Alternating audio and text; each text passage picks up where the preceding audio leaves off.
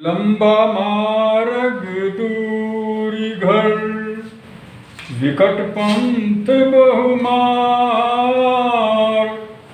कहो संतो क्यों पाइए, दुर्लभ हरि दीदार कबीरा, दुर्लभ हरि दीदार। लंबा मार्ग दूरी घर के दीदार हैं, परमात्मा के दुर्लभ हरि परमात्मा के दर्शन करने जो हैं वो बहुत मुश्किल है, बड़े दुर्लभ है। क्यों? क्योंकि उनका दर्शन करने के लिए बहुत लंबा मार्ग है। ये एक जन्म की बात नहीं, जन्म जन्मांतरों में ईश्वर के दीदार, ईश्वर के दर्शन होते हैं। एक ही ये इसलिए बताया है कि इसमें बड़ा समय लगता है और बहुत दूर जा कर के तब उनके दर्शन करने पड़ते हैं।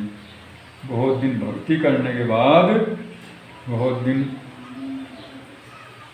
ईश्वर की उपासना करने के बाद, अनेक क्रियाओं को अपनाने के बाद तब उसके दर्शन, इसलिए वो बहुत लंबा मार्ग, दूरी घर और बहुत दूर है। परमात्मा वैसे तो हम सब में व्यापक है, ऐसे हर जगह है, लेकिन जब उसको प्राप्त करने की बात आती है तो दूर घर का मतलब है कि उसके लिए बहुत दूर जाना पड़ता है, तब वो चलना पड़ता है, बहुत समय व्यतीत करना पड़ता है, बहुत दिन तक कार्यक्रम चलता है, तब उस रास्ते पर हम चलते हैं, उस भक्ति पर चलते हैं, तब वो घर मिलता है जा कर के, तब वहाँ हमें उनके दर्शन होते हैं। इसलिए बताया कि वहाँ जाने में बहुत समय लगता है, बहुत दूर है वो। विकट पंथ बहुमार, और बड़ा विकट पंथ है, वो रास्ता बड़ा भयानक है, जटिल है। उसमें इंद्रियों पर पूरा नियंत्रण और अनेक योग के साधन अपनाने पड़ते हैं, अनेक क्रिया करनी पड़ती हैं।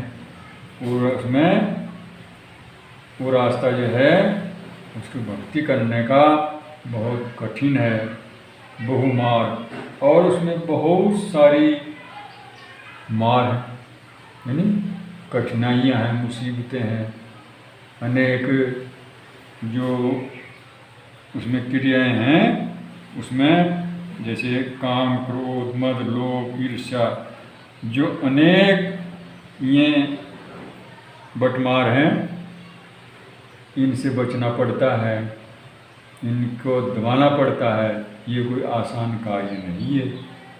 तो इसलिए ये बड़े, ये जो अभी दोष बताए हैं, ईर्ष्या, द्वेष और काम, क्रोध, मद, लोभ जो हैं, ये मनुष्य को बहुत अपनी ओर आकर्षित करते हैं, मनुष्य अपने पथ से विचलित हो जाता है। तो इसलिए बताया है उन्होंने कि इसमें बड़ी मुसीबतें भी हैं। कहो संतो की पाइए दुर्लभ हरि दीदार, संतो क्यों पाइए, यानी बहुत मुश्किल से प्राप्त करना पड़ता है उस परमात्मा के दर्शन, उसकी भक्ति करके सफलता प्राप्त करना बड़ा कठिन कार्य है, लेकिन करने से ही सब कुछ होता है, बिना किए कुछ नहीं होता है। कबीरदास ने बताया कि गुरु के ज्ञान से ही ये सब कुछ सुलभ होता है, वरना ये बड़ा मुश्किल काम है, कोई आसान काम नहीं है। इसमें ये बताया गया है। तो इसका प्रसंग लिखेंगे कि इस साखी में कबीरदास जी ईश्वर प्राप्ति की साधना की कठिनाइयों का उल्लेख करते हैं। और इसका काव्य सौंदर्य इसमें लिख देंगे कि काम, क्रोध, लोभ, मोह और मद, इन पांचों विकारों को साधना के मार्ग में लुटेरा कहा गया, इनसे बचने की जरूरत है। इस प्रकार ये इसका अध्ययन समाप्त हुआ। इस तरह अगला दोहा लेंगे।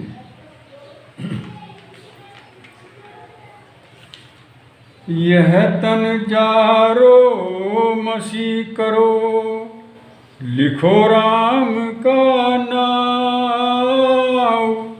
लेखनी करूं करंक की, लिख लिख राम पठाऊं कबीरा, लिख लिख राम पठाऊं। यह तन जारो मसी करो।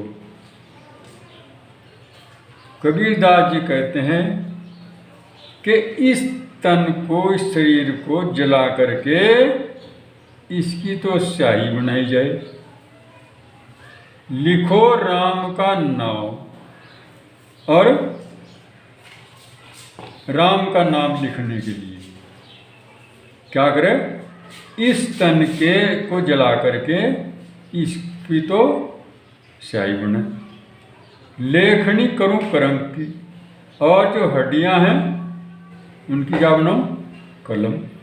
लिख लिख राम पठाऊं, और उसमें लिख लिख करके मैं वो चिट्ठी उस जो जिन पर मैं राम का नाम लिख रहा, तो वो उनके पास पहुंचाऊं। किनके पास? परमात्मा के। तो ये कहा कि मैं भाव क्या अवस्था कि मैं उस परमात्मा रूपी प्रियतम के पास प्रेम पत्र भेजने के लिए पार्थिव शरीर को विराग्नि में जलाकर स्याही बना दूं, हड्डियों की कलम बनाऊंगी, और उसी में अपने प्रियतम का नाम लिख लिख कर उनके पास प्रेम पत्र पहुंचाऊंगी। ये जीवात्मा का कहना है। अब देखिए इसमें कितनी बड़ी भक्ति है। सब कुछ समाप्त कर देने की बात कही गई है। शरीर को भी जला देंगे और हड्डियों की भी लेखनी बना दूंगी, सब कुछ मैं उस परमात्मा के ऊपर समर्पित कर दूंगी, तभी मैं उसके दर्शन कर सकती हूँ, तभी मैं उसे प्राप्त कर सकती हूँ। अच्छा, तो इसका प्रश्न लिखेंगे कि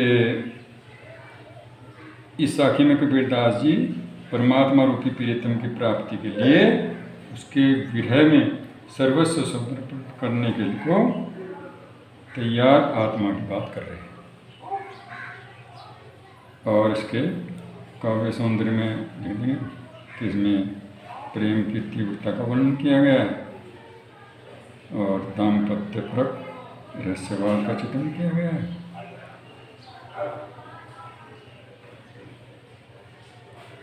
अब चलिए इससे अगला 11वां दोहा।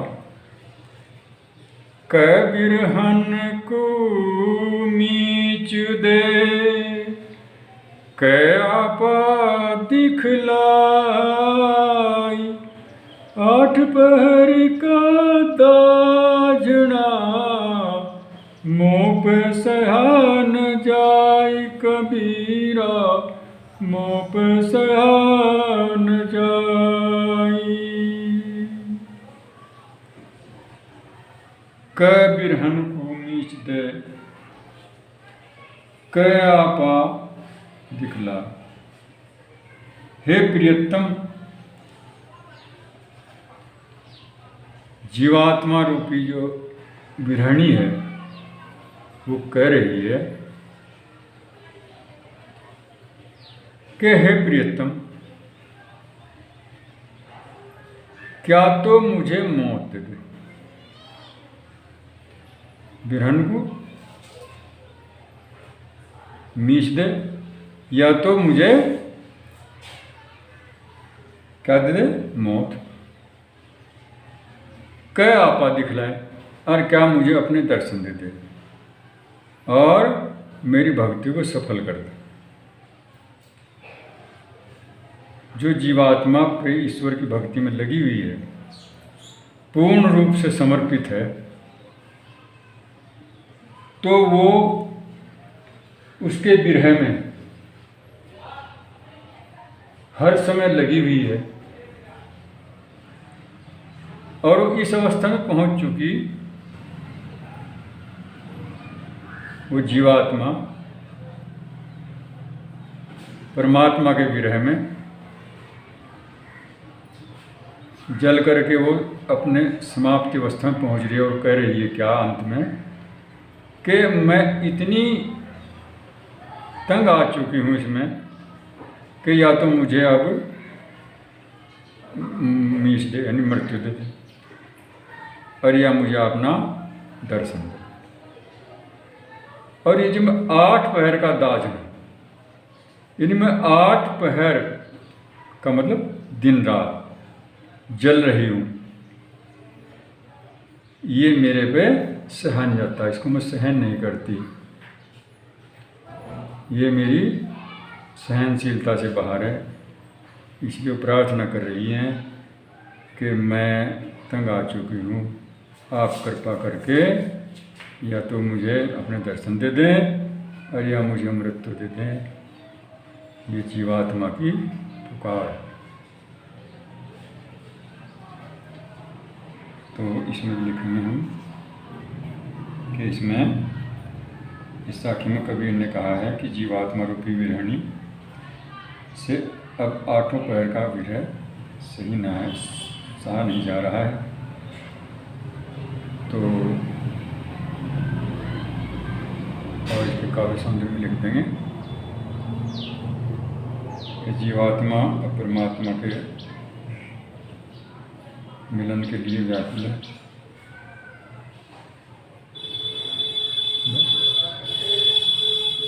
अब इससे अगला दोहा 12वां लीजिए।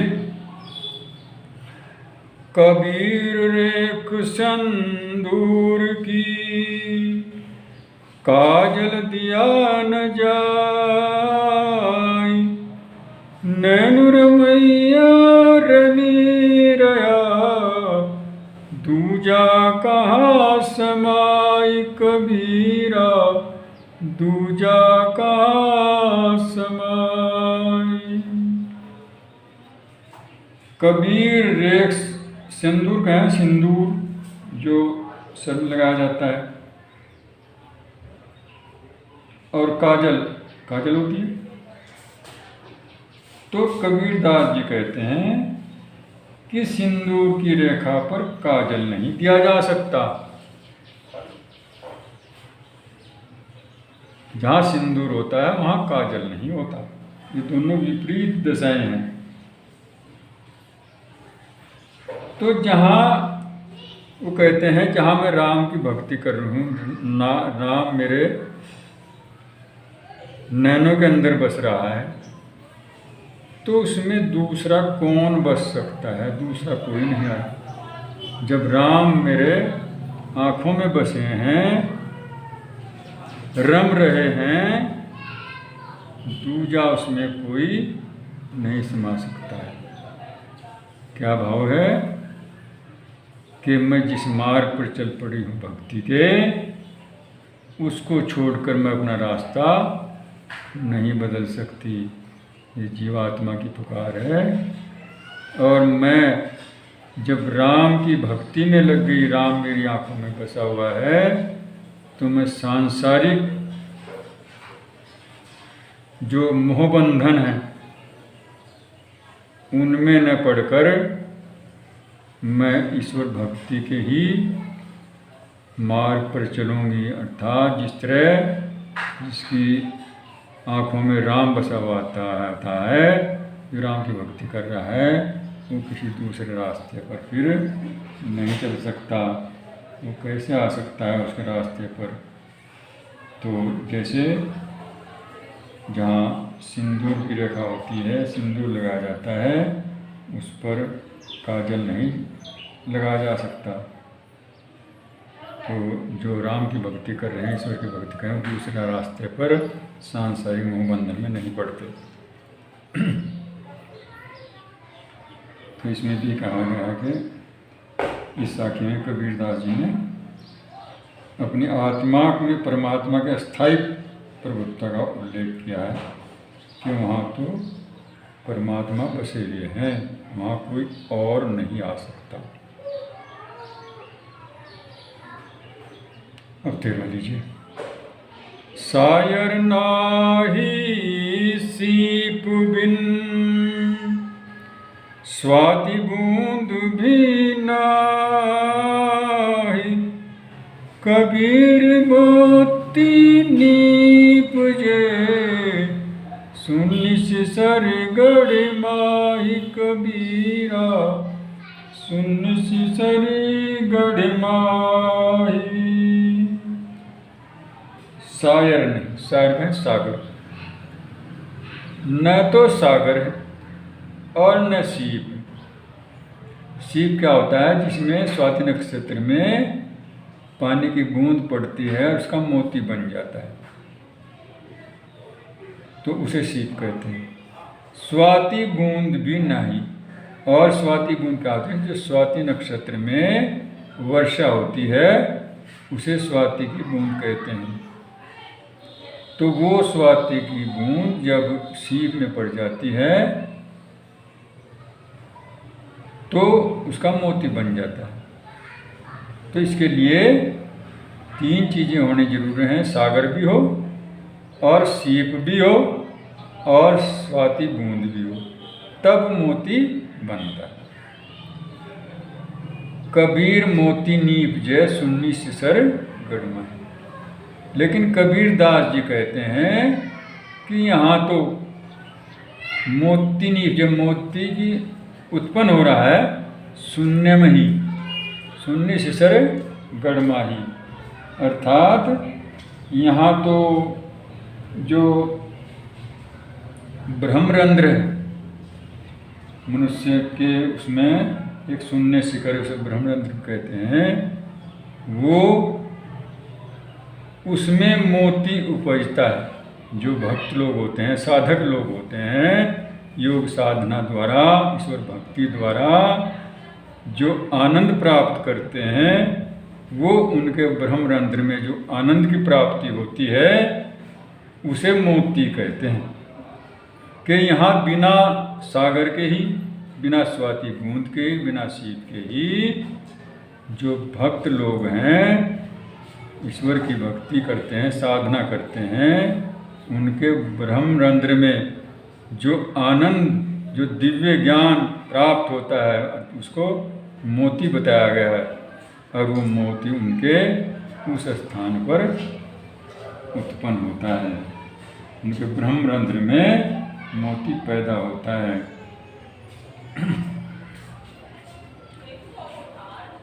तो इसमें लिखेंगे प्रसंग में कि प्रस्तुत साखी में कबीर ने अपने योग परक रहस्यवाद की अभिव्यक्ति की है।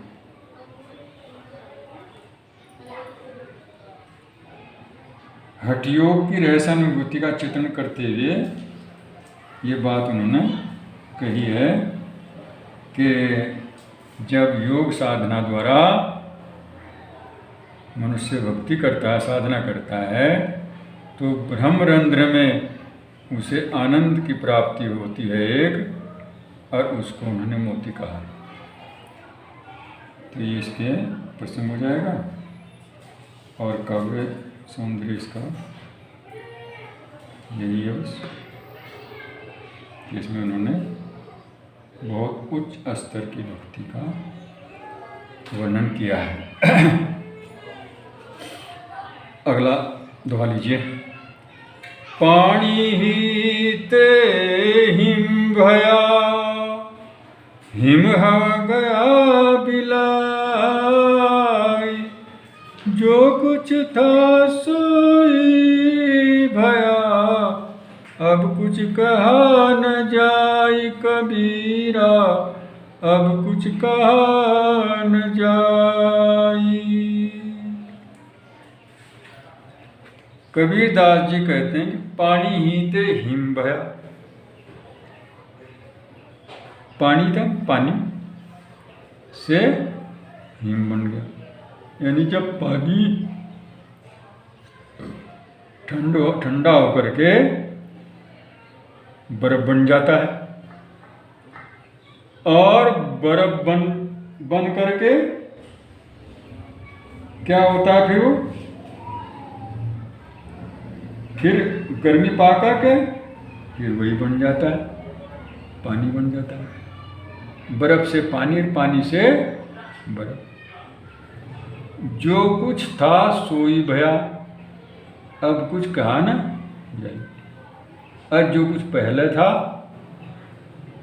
वही अब हो गया। अब इसका आगे और क्या कहा जाए। क्या भावार्थ है इसका कि जिस तरह जीवात्मा और परमात्मा से ही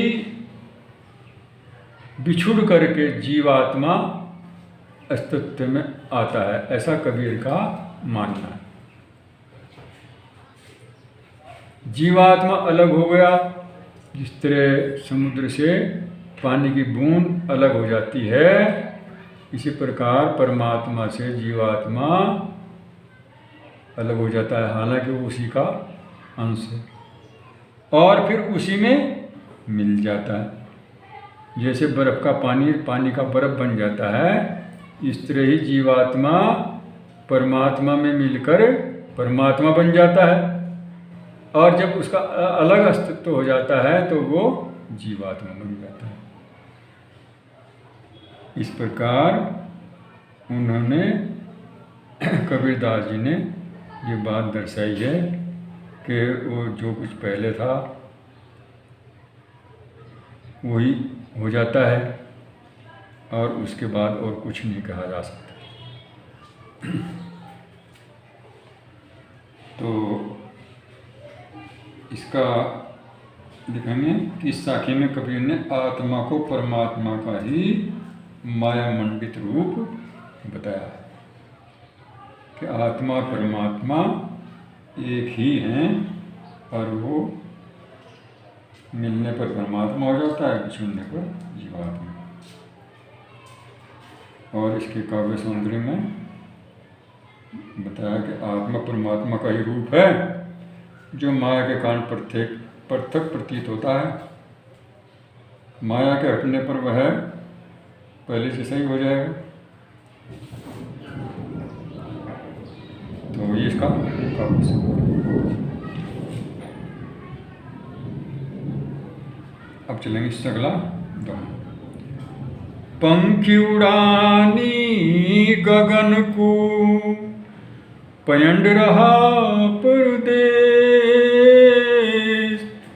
पानी पिया चंच बिन भूल गया यह देश, कबीरा भूल गया यह देश।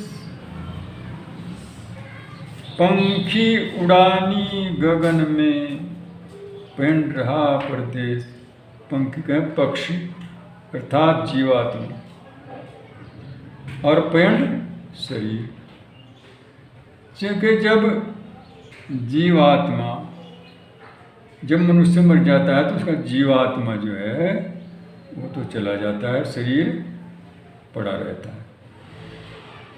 पानी पिया चंच बिन, और फिर वो बिना चोंच के ही पानी पीता है और इस देश को भूल जाता है। क्या तात्पर्य इसका कि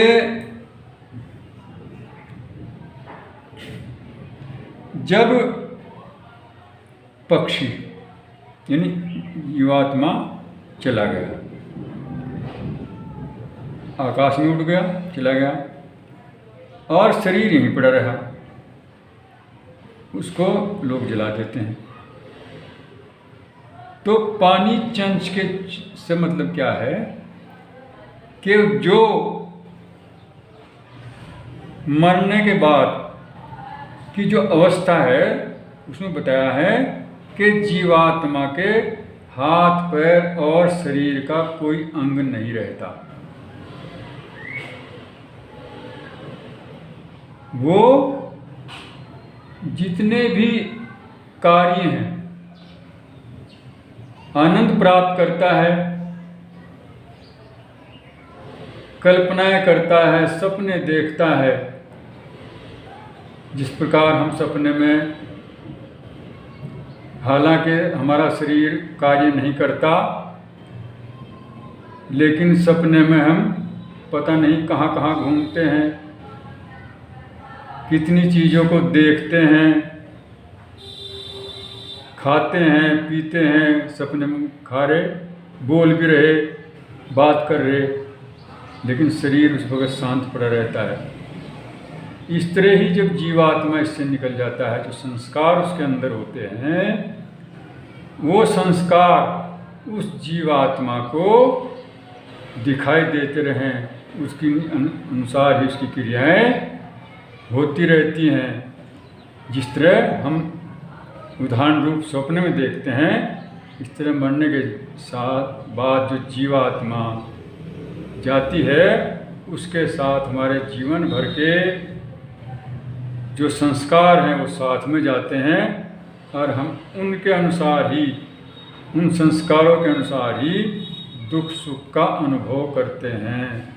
अगर हमारे बहुत अच्छे कर्म हैं तो हम आनंद का भोग करते हैं, और अगर हमारे अच्छे नहीं हैं तो हम कष्टों का भोग करते हैं, ऐसा बताया गया है। तो इसमें भी कबीर दास जी ने यही बात दर्शाई है कि उन्होंने बताया है कि जब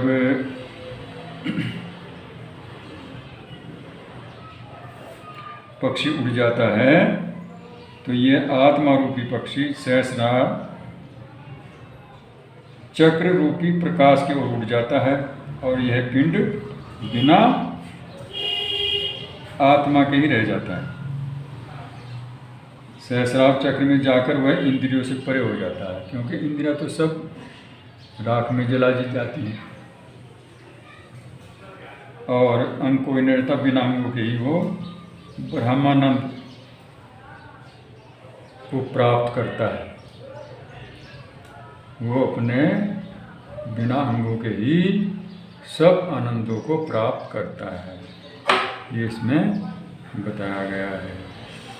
तो अब हम इसका लिखेंगे हम प्रसंग पंखी उड़ानी।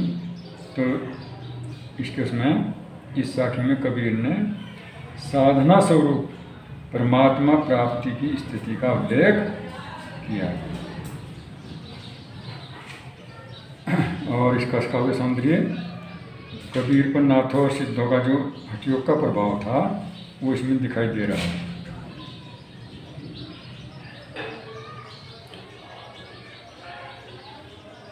अब हम इससे अगला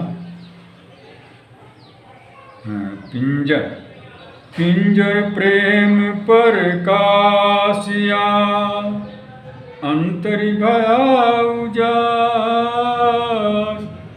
मुख कस्तूरी मह मही वाणी फूटी आस कबीरा वाणी फूटी आस। पिंजर प्रेम प्रकाशिया, जब हमारे अंदर प्रेम प्रकाशित होता है, प्रेम की भावना उत्पन्न होती है, तो शरीर में ऐसा प्रकाश दिखाई देता है, प्रकाशित हो जाता है मानव शरीर, अंतरि भया उजास, और हमारे हृदय में उजाला हो जाता है। कब होता है? जब ज्ञान के द्वारा, जब सतगुरु के ज्ञान के द्वारा भक्ति करके हमारा जो है प्रेम जो है प्रकाशित होता है हमारे शरीर में, तो हमारा शरीर आनंदमय हो जाता है। उसमें एक ऐसा आभास होता है कि सबको दिखाई देता है कि हाँ, इसके अंदर प्रेम की भावना उत्पन्न हो रही है। अंतर्भयासार, हमारा हृदय जो है उसमें उजाला हो जाता है, ज्ञान का प्रकाश हो जाता है। मुख कस्तूरी महमयी, और हमारे मुख में कस्तूरी की जो सुगंध है वो चारों ओर फैलने लगती है, अर्थात हमारी जो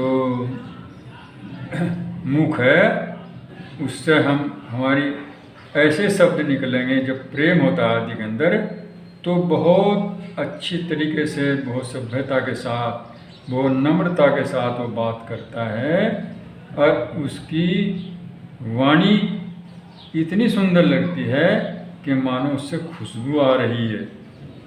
तो ये सब क्या होता है, ये जब उसके अंदर, मनुष्य के अंदर ये प्रेम की भावना होती है, ज्ञान का प्रकाश होता है, तो वो सबको उसकी वाणी के, उसके मुख के द्वारा सबको दिखाई देता है। सबके साथ जितना प्रेम के साथ वो बोलता है, प्रेम के साथ व्यवहार करता है, तो उससे सब लोग प्रभावित होते हैं। ये सब परमात्मा की कृपा से और सतगुरु की महिमा से जो ज्ञान प्राप्त होता है उसका कारण होता है। तो इस प्रकार इसका प्रसंग लिखेंगे कि कबीर का मत है कि ईश्वर का साक्षात होने पर जीवात्मा के मुख से निकलने वाला प्रत्येक शब्द प्रेम के रस में सिंचित और श्वासित हो जाता है, क्योंकि वो शब्द ऐसे बोलता है जो सबको ही मीठे लगते हैं। और इसका जो काव्य सुंदर है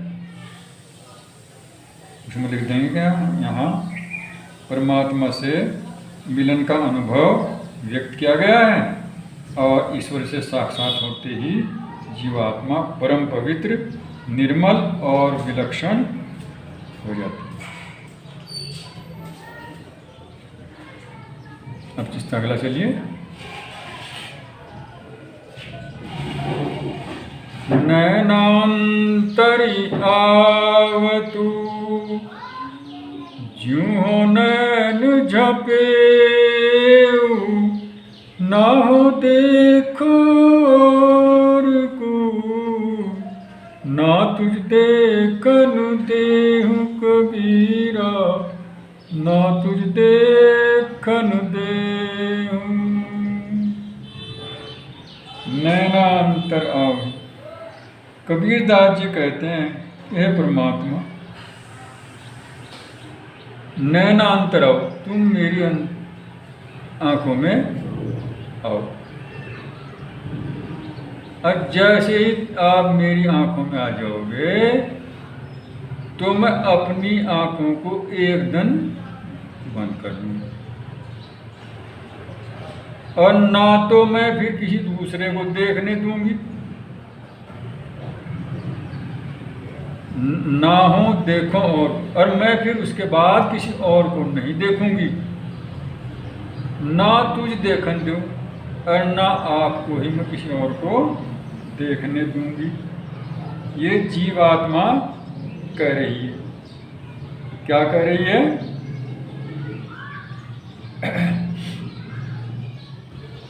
इसका अभिप्राय यह है कि दोनों एक दूसरे के प्रति इतना अनन्य भाव है उनके अंदर कि वो एक दूसरे को देखना नहीं चाहते। ये प्रेम का चरम उत्कर्ष है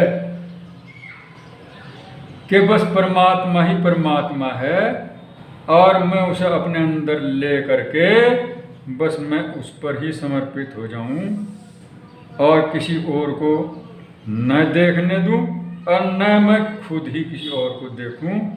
इसमें उन्होंने, कबीरदास जी ने ये भाव भरा है कि जो भक्त साधना करने के बाद और जिसके अंदर इतना परमात्मा के प्रति लगन उसे मिलने की हो जाती है तो उसकी यह दशा हो जाती है।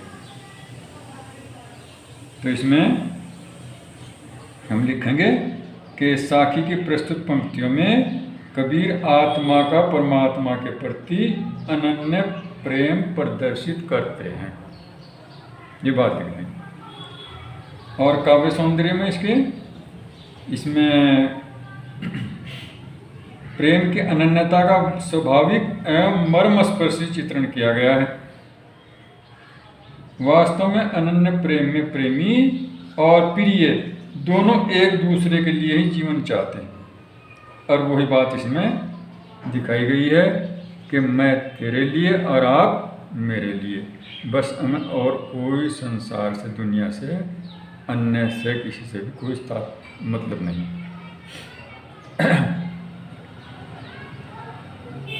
इसका ये हो गया। और अब चलिए अगला से। कबीर हरि रस यूं पिया, बाकी रही न था, पाका कलश कुमार का, बहुर न चढ़ई चाक कबीरा, बहु न चढ़ई चाकी।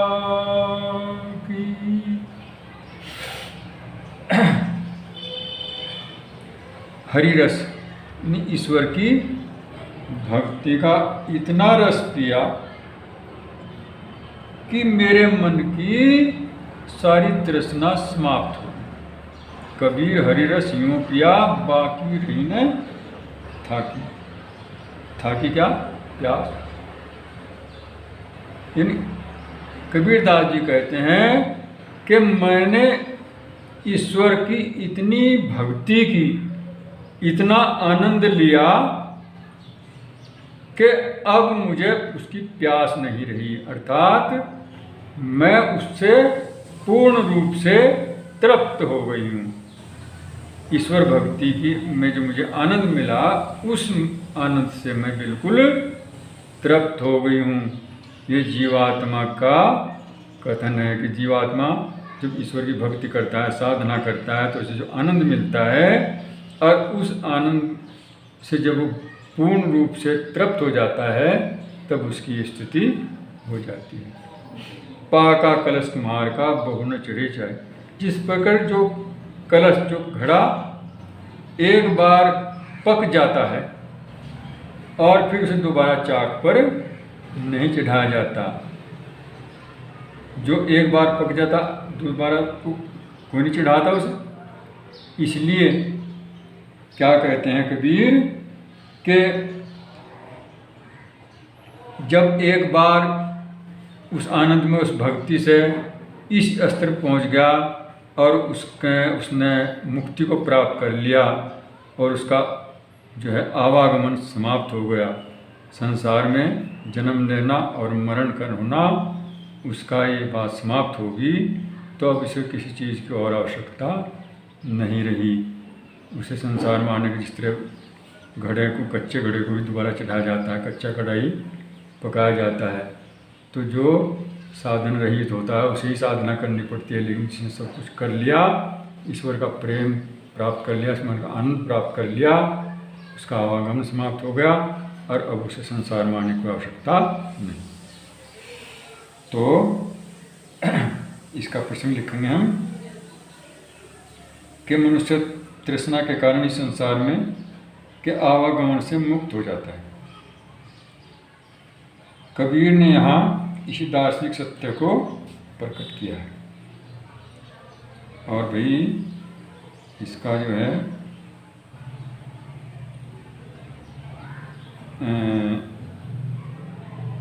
बताया कि ईश्वर का जो मनुष्य का जो लक्ष्य है वो अंतिम रूप से मुक्ति प्राप्त करना है, और यही जीव चाहता है, इसलिए सबसे बड़े उसका धन है।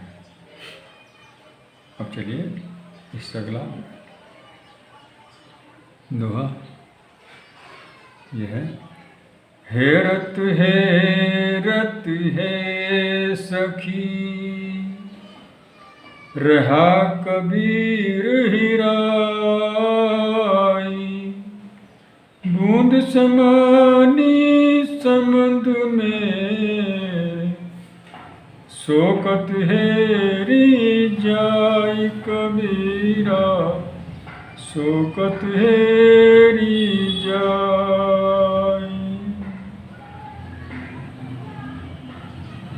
हेरत हे सखी,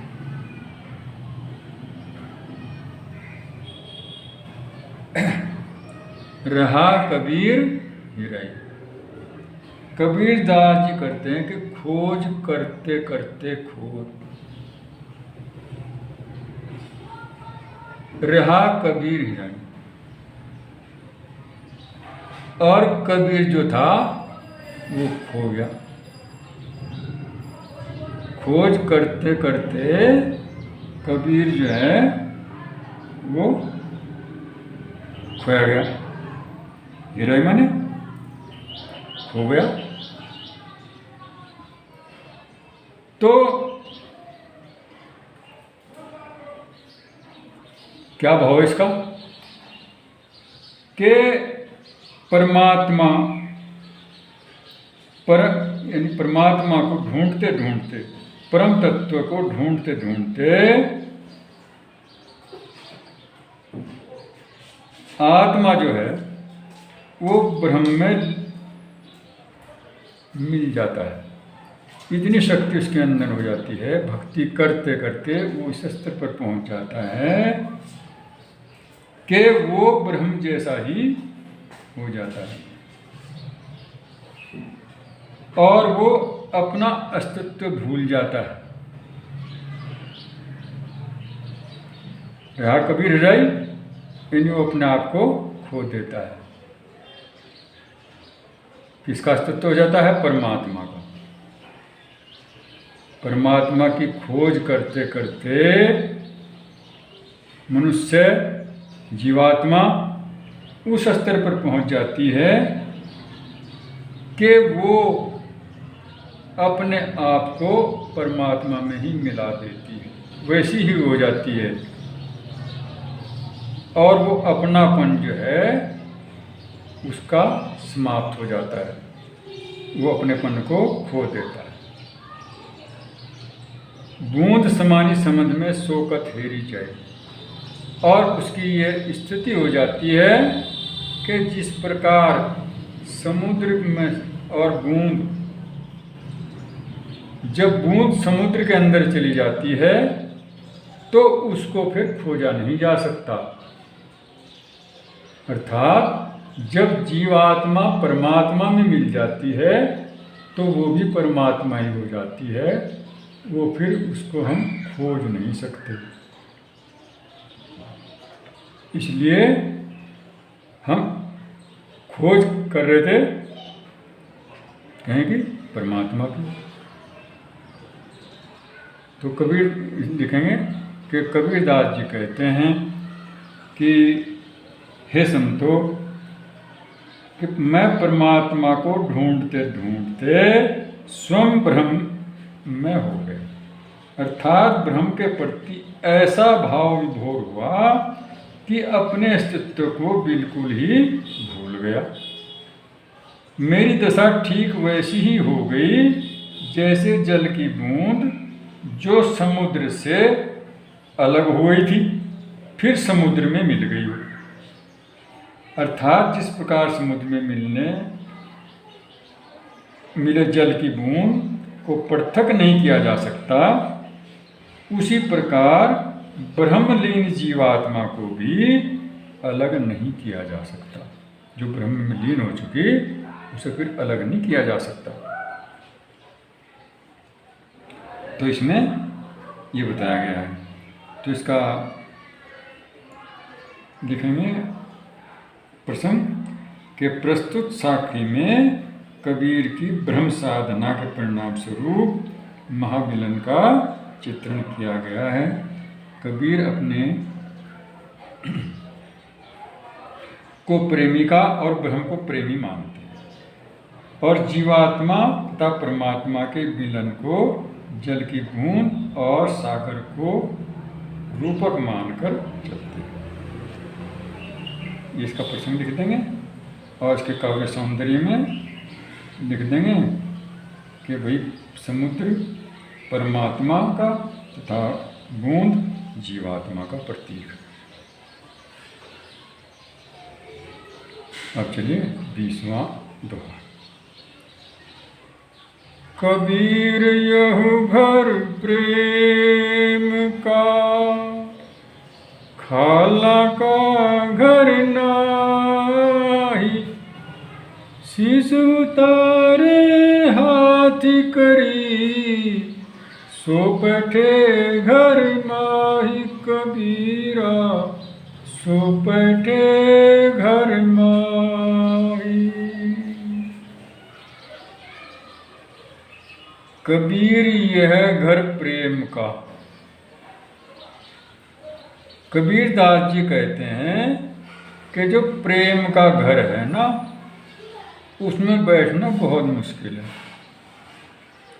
यानी प्रेम पैदा करना अपने अंदर और प्रेम के अनुसार अपना व्यवहार करना, प्रेम की भावना बनाकर हर कदम कदम पर चलना, ये कोई आसान काम नहीं है। किसी से प्रेम जोड़ना, परमात्मा से जब प्रेम हो जाता है तो मनुष्य उसके अलावा और कुछ भी, किसी भी चीज़ को महत्व नहीं देता। वो उसके ऊपर ही समर्पित हो जाता है। तो जब वो समर्पण भाव आ जाता है तब प्रेम का स्तर जो है प्राप्त किया जा सकता है। खाला का घर नहीं, खाला कहते हैं मौसी को, क्योंकि जो बहुत प्रेम करती है उस घर में जा कर के, खाला के घर में, मौसी घर में सारी सुविधाएं मिल जाती हैं, बड़े आनंद से रहते हैं, कोई कठिनाई नहीं होती। तो इसलिए कबीरदास जी कह रहे हैं कि प्रेम के घर को आप खाला का घर मत समझिए। प्रेम के लिए बहुत प्रयत्न करना पड़ता है। प्रेम उत्पन्न जब हो जाता है उसमें मनुष्य को बहुत आनंद भी आता है और उसमें उसको करने में उसके लिए हमें अनेक बंधनों में बंद करके हमें अपने मन को उससे जोड़ना पड़ता है और उससे चलाना पड़ता है, तब हम प्रेम अपने अंदर पैदा कर सकें। तो कहते हैं कि शीश उतारे हाथी करे सो घर पर, कि इस प्रेम के घर में, यानी प्रेम तो जब पैदा हो सकता है जब शीश को उतार कर, शीश काट करके उसे हाथ पर धर ले, इतना समर्पण भाव आदमी के अंदर हो जाए तब प्रेम की भावना उसमें उत्पन्न मानी जाती है। सो बैठे घर माई, वही इस घर में बैठ सकता है, प्रेम के घर में वही बैठ सकता है जिसके अंदर इतनी समर्पण की भावना है कि वो सर काट करके उसे अपने हाथ पर रख ले, उसके समान है इतनी कठिनाई का। अब देख लीजिए कितना ऊंचे स्तर का प्रेम इसमें प्रदर्शित किया गया है। तो इसका लिखेंगे हम कि इसमें जो है कबीर कहते हैं कि प्रेम पर चलने के लिए साधक को जान हथेली पर रखनी पड़ती है। इसका हम प्रसंग लिखेंगे और काव्य सौंदर्य में लिख देंगे क्या, ईश्वर का प्रेम पाने के लिए साधक को सर्वस्व बलिदान करने के लिए तत्पर होना होता है।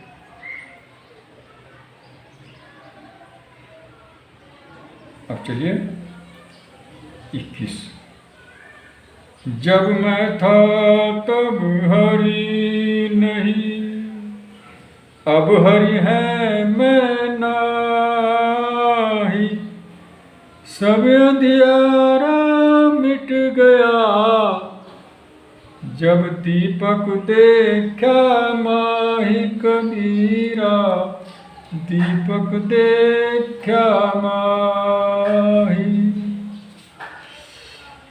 जब मैं था तब हरि नहीं, अब हरि है मैं नहीं।